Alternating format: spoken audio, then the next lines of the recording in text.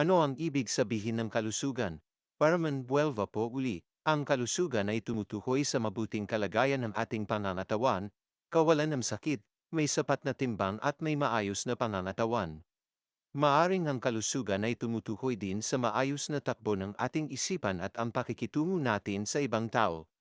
Sabi na ingatan natin ang ating kalusugan sapagkat ito ay isang kayamanan. Ingatan natin ang ating kalusugan para mas matagal nating makasama ang gaytong pamilya at ma-enjoy natin ang ating araw-araw na buhay. Ang taong may mabuting kalusugan ay laging mayroong positibong pananaw sa buhay. Paraan para mapangalagaan ang kalusugan. Una, ugaliing mag-ehersisyo sa araw-araw. Ang simpleng paglalakad sa bakuran at ilang beses na pag-akyat baba sa inyong hagdanan ay malaki na ang tulong sa inyong kalusugan. Pangalawa, ang pag-inom ng 8 baso ng tubig at pag-iwas sa mga inuming marami ang kemikal ay nakatutulong para magkaroon ng mabuting kalusugan. Pangatlo, iwasang kumain ng sobrang matatamis at maalat na pagkain, ugaliing kumain ng prutas, gulay, at sariwang isda at karne.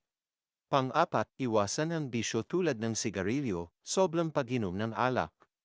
Panglima, ugaliing may sapat na oras ang tulog, o huwag magpupuyat dahil may masama rin itong dulot sa iyong kalusugan. Ilan lamang yan sa mga wastong pag-aalaga sa ating sarili upang magkaroon tayo ng mabuting kalusugan. Kung mahal mo ang iyong sarili at iyong pamilya, huwag abusuhin ang iyong katawan.